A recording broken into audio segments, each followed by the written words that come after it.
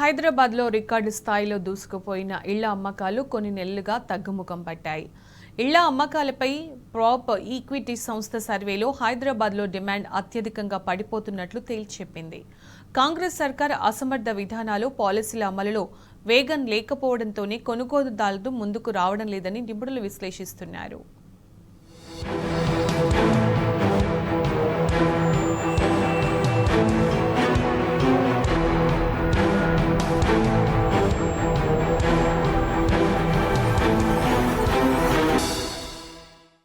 గతేడాది వరకు హైదరాబాద్లో ఇండ్ల కోసం ఎగబడిన వారంతా ఇప్పుడు సైలెంట్ అయిపోయినట్టు కనిపిస్తున్నది.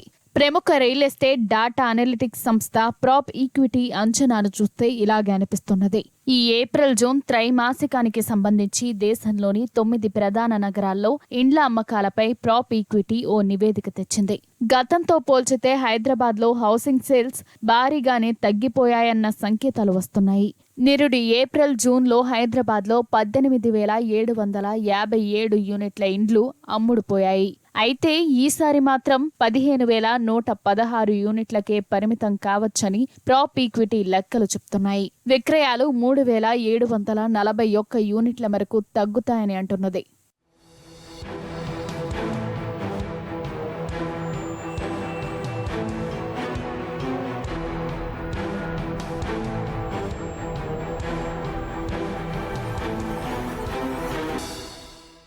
ఇండ్ల అమ్మకాలపై ప్రాప్ ఈక్విటీ పరిగణలోకి తీసుకున్న నగరాల్లో ఒక్క హైదరాబాద్లోనే అత్యధికంగా డిమాండ్ పడిపోతున్నట్టు తేలడం గమనార్హం. నిజానికి ఎప్పుడూ హైదరాబాద్లో నివాసాలకు కొనుగోలుదారుల నుంచి పెద్ద ఎత్తునే ఆసక్తి కనిపించేది. కానీ ఈసారి అందుకు విరుద్ధంగా అంచనాలున్నాయి. ఇక రాష్ట్రంలో కొత్త ప్రభుత్వం అధికారంలోకి వచ్చిన నేపథ్యంలో ఇది మరింత హాట్ టాపిక్ గా మారుతున్నది. నిజానికి గత 10 ఏళ్లలో నాటి బీఆర్ఎస్ ప్రభుత్వం రియల్ ఎస్టేట్ రంగ అభివృద్ధికి పెద్దపీట వేసింది. దీనికి తగ్గట్టుగానే మౌలిక వసతులను కల్పిస్తూ అనుబంధ రంగాలను ప్రోత్సహించారు అప్పటి ముఖ్యమంత్రి కేసీఆర్. అలాగే నాటి ఐటీ పురపాలక శాఖల మంత్రి కేటీఆర్ తీసుకున్న చర్యలు కలిసొచ్చాయి. బడా సంస్థల రాకతో ఇండ్లకు డిమాండ్ ఏర్పడింది. అయితే కొత్త ప్రభుత్వం ఏర్పాటై 6 నెలలైనా రియల్ ఎస్టేట్ పై ఫోకస్ పెట్టకపోవడమే ఇండ్ల అమ్మకాలను దెబ్బతీస్తున్నదన్న అభిప్రాయాలు వినిపిస్తున్నాయి.